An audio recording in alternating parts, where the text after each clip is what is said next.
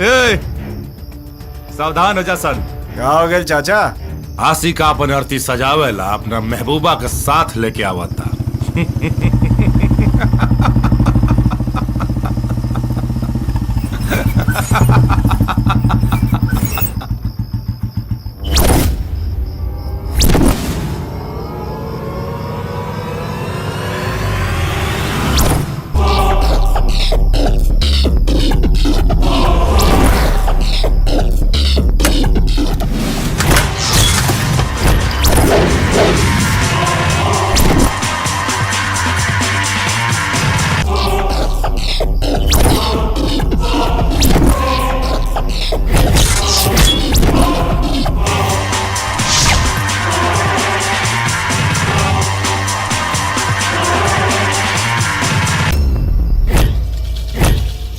स्वागतम सुस्वागतम।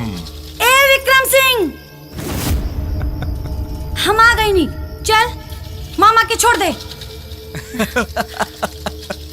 मामा के अगर छोड़ देव सन तब तुहार कन्यादान और हाई तुहार टेम्पोररी भतार के पिंडदान के करी।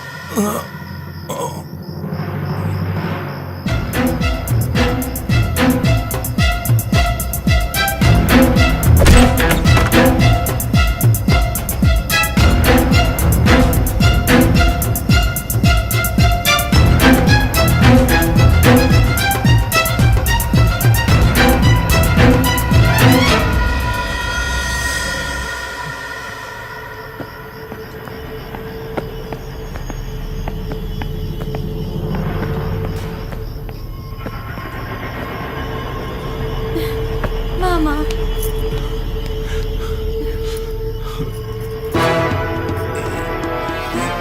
विशाल से वादा करके आइल बानी, वरना तोरा माथा पर मौत के नाल ठोक देती। चूड़ी पहिर के घर में बैठ जो और अपना दोनों भाई के दलाल बना ले, मालामाल हो जाइबे।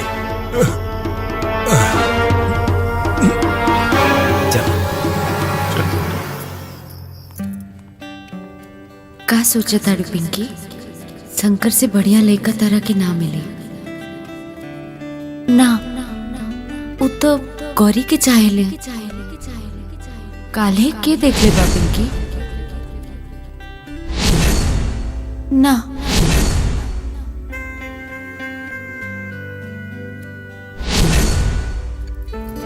गौरी से छीन के हम शंकर के आपन बनाए, ये ठीक ना हुई।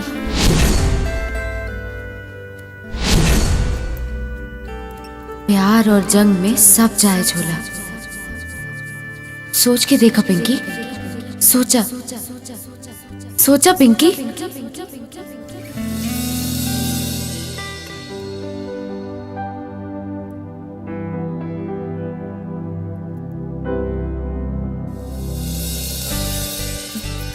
इली दूध पी ली।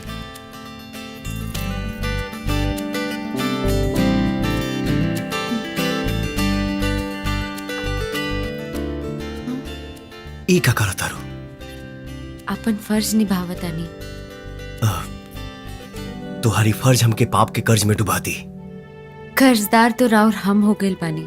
रउआ हमके नया दुनिया नया जिंदगी देले बानी। पिंकी, डेरा तानी गौरी से। ई डरना प्यारा तोहके ना बुझाई। जा सुते जा। हम एजा जागे और जगावे आइल बानी, सुते ना।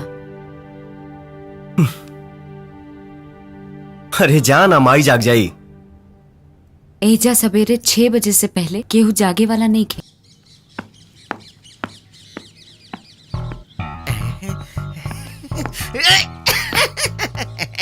अरे वाह रे भौजी, हरियर सब्जी। सुनात नहीं खे का भौजी, आजकल मोबाइलिया में लइका रोता, तनी दूध पिया दे ना। दूध पियावे के स्वभाव तो हर भैया हमरा के दिले बाड़न का। ऊ बाड़न त बहरे घूमताड़न, आ तू बाड़ा ता एने उने घूमताड़ा। तो भौजी तोरा घर में दूध नहीं खे का? ना मलाई बा। हे भौजी उठा ले। हेलो, काहे के पंपिंग सेट के मिस्त्री? कुछो ना, ली राउर भैया खातिर फोन बा। के बोलता हो? पंपिंग सेट ठीक से काम नहीं करत, मोबिल चुआता। मोबाइल चुआता? तो के बोलता? पप्पू बोलता नहीं, परेवा से। अच्छा ठीक बा भाई, ठीक बा, हम भैया के भेजता नहीं। भौजी ओकर पंपिंग सेट का कोनो नट ढीला हो गइल बा। भैया के जाके बताई दे, टाइट कर दी है। ठीक बनू? घरे के नट टाइट नहीं के होत, दूसरा के नट टाइट करिए।